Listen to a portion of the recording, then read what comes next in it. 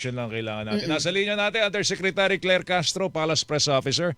Yusek, magandang umaga. Si Joel Siweng. Magandang hapon po. Ay, magandang umaga po. Yes, Nawawala good ako. morning, Ma'am Weng and Joel. Hi. Good Opo. morning po Morning sa po. lahat na nakikinig sa inyong programa. Opo. Yusek Claire, ano bang balak ni Presidente after the 15-day publication period? Kasi sabi ho ng mga senador, dapat tanggalin kaagad. O hindi man, bawasan po yung excise tax. Ang impression kasi na nalilikha sa atin, parang si Presidente ay nagdadalawang isip pa kung anong gagawin niya after the requirement of the law na 15-day publication period. Wala naman pong pagdadalawang isip dahil siya mismo po ang humiling na isang emergency powers na batas patungkol po dito, no? Pero syempre po, hindi naman po ang Pangulo yung magdidesisyon mag-isa. Nandiyan po yung DBCC na magre-rekomenda, nandiyan po yung committee para malaman po natin kung ano po yung nararapat. Kasi pa iba-iba po nga po yung presyo ng produktong petrolyo. So, ang lahat po naman kasi na ginagawa ng Pangulo ay para sa atin. So, asahan po nila kung ano po ang maibibigay na tulong, ang pagbawas, pag-reduce na excess tax, yan naman po ang gagawin ng Pangulo. But definitely, agad po niyang i-exercise yung power na ito. Kapag ka po, within the bounds of law, at nandiyan po, at kumbaga yung period po ay na-comply naman, nandiyan naman po, at kung ano po rekomendasyon ng DBCC, yan po yung gagawin. Okay, pero sa ngayon man, hindi pa natin masasabi nga dahil maghihintay pa sa recommendation kung ang kanya magiging desisyon ay to totally suspend yung buong excise tax or kaltasan lang ito. Yes, opo. Kasi asap na po ay inaaral naman na po talaga. Okay, ma'am, may may mga binigay na po tayong ayuda, particular sa transport sector, tsaka sa ating mga magsasaka. Pero may mga hiling din po na magbigay ng ayuda para sa mga minimum Yung wage wage earner. earner. Ano ba ang balak po ng gobyerno po doon? Sa ngayon po, titignan po yan kasi hindi man siguro cash assistance ang ibibigay. Nakita naman po natin kung ano po yung mga programa ng gobyerno. Nandiyan po yung libreng sakay, nandiyan po yung 50% discount sa MRT, LRT. Nandiyan po yung yung 20 pesos na bigas. So marami pa pong tulong ang gobyerno na hindi naman po masasabi agad na cash assistance. Kasi alam naman po natin kung ano po ang budget ng gobyerno. Kailangan po talaga itong balansihin. Dahil hindi naman po kailangan na kumbaga maubos lahat ang pondo natin sa pagbibigay ng ayuda dahil sa cash assistance, no, what I mean is cash assistance. Because marami pa po tayong dapat na asikasuhin. Ang gobyerno po ay hindi lamang po transport sector ang dapat natulungan. Isa lamang po ito. Marami pa po. Nandiyan po yung OFWs. Nandiyan po yung kung paano natin mapapababa ang presyo ng produkto. So marami pong dapat asikasuhin ng gobyerno. So lahat po tayo dapat na sabi nga ng Pangulo, walang maiiwan. So lahat po tayo ay dapat na mabalansi po kung paano tutulungan ng gobyerno ang bawat isa. May ibang tulong sa minimum wage but definitely wala pa yung cash.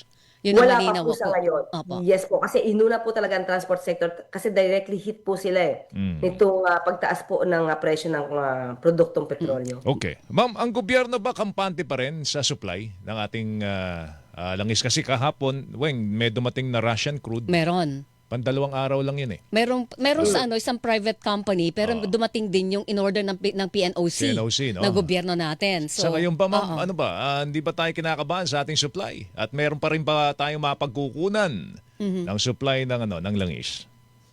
Sa ngayon po kasi nakita po natin kung paano kumilos ang gobyerno para po patuloy po yung supply ng produktong petrolyo sa atin. At yun po kasi ang gusto ng Pangulo.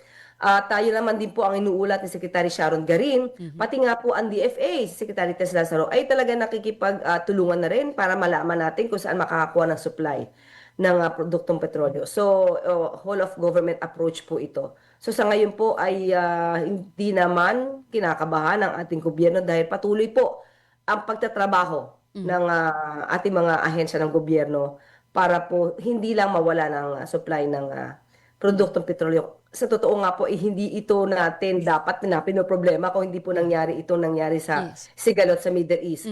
Pero wala po tayong, kumaga hindi natin kontrolado po ito. Ang tanging lamang pong gagawin ng gobyerno dito ay magsikap na ang supply ng petrolyong produktong petrolyo ay tuloy-tuloy po para sa ating bansa. Kaya, kumbaga, hindi lamang po dapat gobyerno po. Lahat po tayo magtulungan. Kung ano pwede matipid natin lahat, tipidin po natin. Kasi yung supply, nakikita niyo po, talagang pinagsusumikapan. At kung dati kampante lahat tayo, dalawa ng problema, but because of the crisis in the Middle East, nangyayari po ito. So lahat po tayo talaga dapat magtulungan Yun dito. nga ang yun nga ang gusto naming itanong sa inyo, yung pagtutulungan. Hiniling ni Presidente sa atin magbayanihan. At hiniling na rin niya sa mga taga-gobyerno na magtipid. Pero ma'am, may nakikita pa rin tayong mga nagko-convoy-convoy sa kalsada, ma'am. Oo. Convoy na maraming sasakyan. Maraming sasakyan ng mga taga-gobyerno. Although hindi naman sakop ni Presidente po yung legislature. Karamihan po sa mga nakikita natin, kundi ba nakapula ang plaka, naka-8 ang plaka, ma'am. Lalaki ho ng sasakyan. Ano ba ang malinaw na directive ni Presidente dyan? Dito sa pagtitipid, lalo na sa gobyerno, para makita naman ng taong bayan ng gobyerno Para nagtitipid. sumunod kami, ma'am. Para kami sumunod. Yes, hindi. Kasi ganito yan. Siyempre, sa ehekutibo, yan po ay malinaw naman sa parte ng executive department. So, kung ano po ang gagawin pagtitipid, at nadinig naman po natin sila, di ba? Tumutulong naman din po yung House of Representatives. Sabi po nila, magdo-donate nga daw po sila ng kanilang mga sweldo. Maganda pong gesture yan para po makatulong sa ating pamahalaan. Kung ano pa po ang kayang itipid, ay mahirap naman po magdikta. Alam naman po nila kung anong nangyayaring krisis sa Middle East. So, ang supply natin hindi na, kumbaga hindi na pwedeng laging nandiyan lang. So, kailangan na pagsumikapan lang talaga na magkaroon tayo ng supply. So, kung ano kayang itipirin, matipid. Iwasan yung mga team building, out of town, na mga biyahe. Kung hindi importante, hindi naman natin masasabi na huwag kayo pumunta kahit out of town, yung pala importante ang kanilang mga gagawing tungkulin doon. So, yung mga kaya namang work from home, baka naman pwedeng work from home na para maiwasan na rin po yung pagbabiyahe. Ma'am, sa ngayon po nasa ilalim tayo ng State of National Energy Emergency at ang sinasabi, may poder na si Presidente ngayon para gamitin ang kanyang kapangyarihan para magtakda ng price control. Handa po ba ang Presidente na gamitin yung kapangyarihan na yon? Actually, ganito yan Ma'am Wenga. Opo. Siyempre, sa bawat kilos po ng Pangulo at sa bawat desisyon, hindi lang sa isang sektor ang dapat na tinitignan o papaboran. Kung ano po ang nararapat para sa bansa natin at hindi naman magkakos ng anumang confusion at maaari pang kaguluhan, yan po ay gagawin. Tungkol sa price freeze, pinag-aaralan po yan dahil sa totoo lang po, kapag kami oil deregulation law, alam naman po natin na tali ang kamay ng gobyerno. But because of this energy emergency, titignan po natin kung hanggang saan ang pwedeng gawin ng gobyerno na hindi naman din po aaray ang nasa oil industries. Mahirap din po na mismo ang oil industries ang umaray at hindi makayanan, baka po mas malaki ang maging consequence, negative consequence ito para sa kabuuan natin, sa buong bansa natin. So dapat po ito meticulous ang pinag-aaralan kung kailangan ng price cap or price freeze. So ang isa na din pong napapag-usapan, baka daw po halimbawa kung hindi man mag-price control dahil nga kailangan sinusunod natin yung pricing sa world market. Hindi po ba imposible po ba sa ngayon USEC yung subsidiya sa langis? Ngayon po, tandaan natin po ang dami na po kasi natin sa ngayon talagang inuuna na tulungan. Nandiyan po ang transport sector. So mga cash assistance po ito. So titignan din po muli natin hanggang saan ba natin kaya pang I-stretch. diba, i-stretch, no? Yung maaaring gawin ng gobyerno.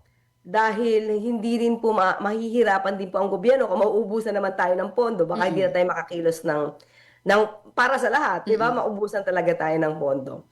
So, lahat po ito na sinasuggest po ninyo, sabi nga ng Pangulo, nothing is off the table. So, lahat po na suggestion, kung kakayanin po ng gobyerno, alam naman po natin ang Pangulo at ang pamahalaan ito at ang administrasyon, lahat ng kakayanin po na abot kaya, na naaayon sa batas, yan po naman ay gagawin. Yung 20 billion, ma'am, na pondo na binigay ni Presidente para bumili ng langis, ano ba yan? Ibebenta o sa taong bayan, sa mga consumer at a discount? O paano? Kasi kahapon nakausap namin si Secretary Garin, at the very least siguro, Weng, baka daw at cost, no? Ibenta ng gobyerno. Ano ba ang balak ni Presidente dyan? Anong mekanismo, mechanics nitong pondong ito? Actually, kung ano lang po yung sasuggest ni Secretary Sharon Garin at kung ano po yung nararapat, hindi po ako makakapagsalita kung kinakailangan na may discount ito. At kung ang sinasabi po ni Secretary Sharon Garin ay at cost, para hindi naman din po malugi, no? Hindi po ang gobyerno po, kasi parang alam ko, parang sa pantulong din po ito sa mga oil companies, kumbaga buffer stock na meron. So, at cost dapat para hindi din po malugi ang sino man. Not the government, no? Kasi ang gobyerno hindi man po kailangan kumita dyan. So, yun po, muli, kailangan po itong busisiin kung paano po ito maipapasa sa ating mga kababayan. Okay, ito na lang ma'am, kasi palagi natin naririnig na dahil sa all the regulation law, tali talaga ang kamay ng gobyerno dahil nandiyan ang batas na yan eh. Itutulak po ba ng Administrasyong Marcos Jr. ang pag-amyenda? Kasi yung iba gustong ipa-repeal. Pero at least yung pag-amyenda doon sa mga sobrang restrictive na mga provisions ng all the regulation law para magkaroon ba ng elbow room ang gobyerno na makakilos lalo na pag emergency times katulad po ngayon? Actually, oo, no? Talagang talipo talaga ang pamahalaan dahil nga may oil deregulation law. Sa pag-amyenda, siguro pa Ma'am Weng and Joel, kung ano man ang gagawin po ng Kongreso na provision sa pag-amyenda, kailangan malaman ng Pangulo kung anong dito. Kasi mahirap po nga sa ngayon sabihin na oo, aprobado ng Pangulo ang pag-amyenda. Tapos hindi po nakikita kung ano yung provision na i-aamyendahan. Siguro kung mapapakita po nila kung ano yung mga provision na dapat amyendahan, yun po ang aralin ng Pangulo at ng economic team. Kung ito po ay nararapat at kung ano po ang nararapat para sa bansa, ayan naman ay sususugan ng Pangulo. So in short lang ma'am, bukas kayo doon sa possibility na maamyandahan ito at mabigyan kayo ng dagdag kapangyarihan to regulate the oil industry. Opo, kailangan po kasi kung kinakailangan po yan para mas gumaan ang nararamdaman ng bawat Pilipino at ito'y makakabuti sa lahat, open naman po ang Pangulo. Okay. Alright. Secretary, salamat sa oras. Thank you, Mama. morning, Undersecretary Ma'am. pa lang po. Sorry po, Mama. Pinomote ka na namin. Yusek, salamat. Ma'am, thank you. you. Good morning po. Salamat Thank po you. sa inyo. Thank you, Salamat ma'am. po. Si Undersecretary Claire Castro, Palace Press Officer, mga kapuso, yun o. Saksi sa Double B! Ay, Hilingan, walang Pinoy